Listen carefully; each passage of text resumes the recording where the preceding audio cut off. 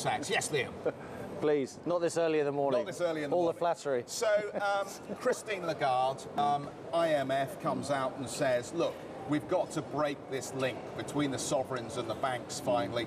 It's not enough just to keep throwing more money at the banks in the Eurozone. It's not going to help. All they're doing is recapitalising and then going and buying the sovereign debt. How do we break the connection? Well, talk about closing the stable door when the horse is already bolted. Some of us have been talking about this ridiculous reciprocal relationship between banks and sovereigns for many, many years, and now it seems we're completely on the hook.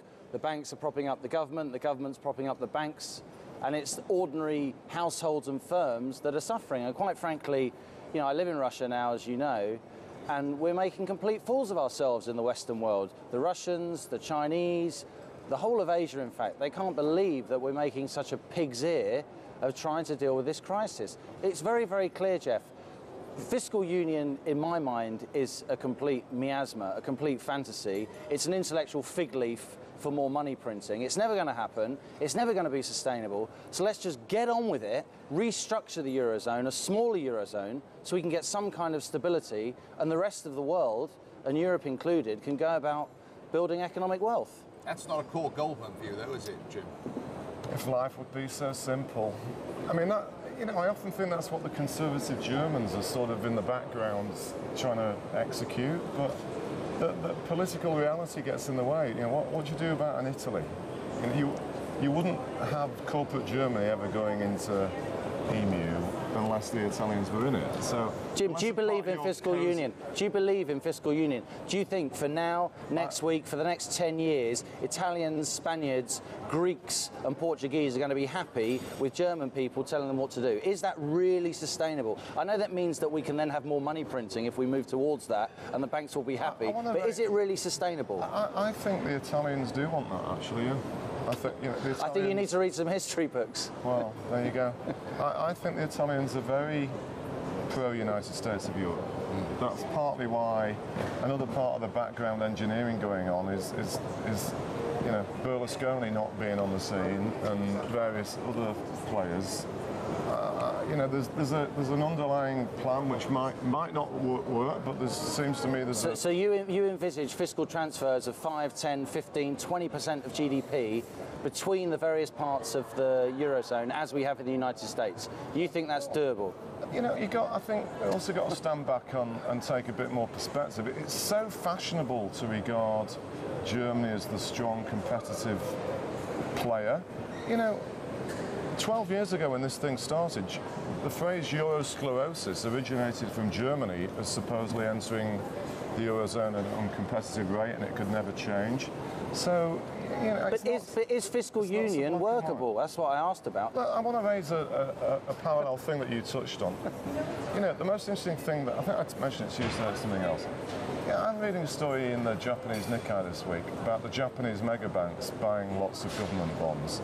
And of course, you don't want banks financing excessive deficits. But another thing I would take complete issue with what you said. Banks buying government bonds are part of monetary systems.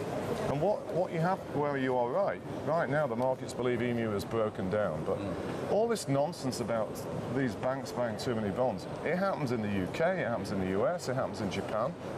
All those fiscally extremely well-run countries, all of which are basically insolvent countries. But my point is that part as the rest of the world knows. That part of this is nothing particularly special. When I see and hear this kind of thing said so aggressively about the euro area, all that tells me people are putting far too much weight on it as an issue for that relative to the US, Japan and the UK, because it's not sensible. I mean, just to step back, we know what your view is, but we are where we are, and the authorities are scrambling day in, day out to try and keep this show on the road.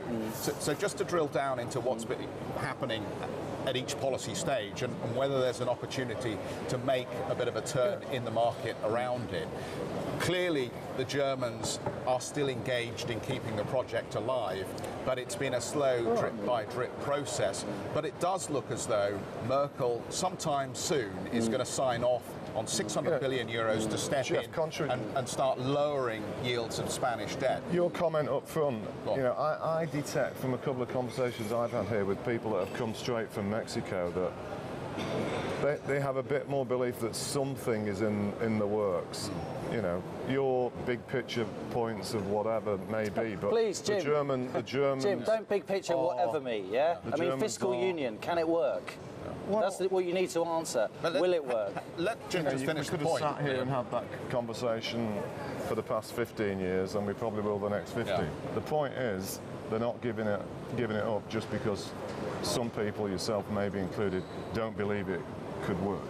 They're going to try and make it work. And somewhere along the line here, one of the bazookas is going to come out. But your sense is, listening to people who've come back from Mexico, they think the Germans are on the verge of making a more significant commitment to fiscal union. I think as we've seen also overnight, there's a highly ongoing complex dilemma with it that, you know, there's all these constituencies in Germany that needs to be brought on side, but I think they're building the ground for one of them, yeah, I do. And Liam, just back to you on this.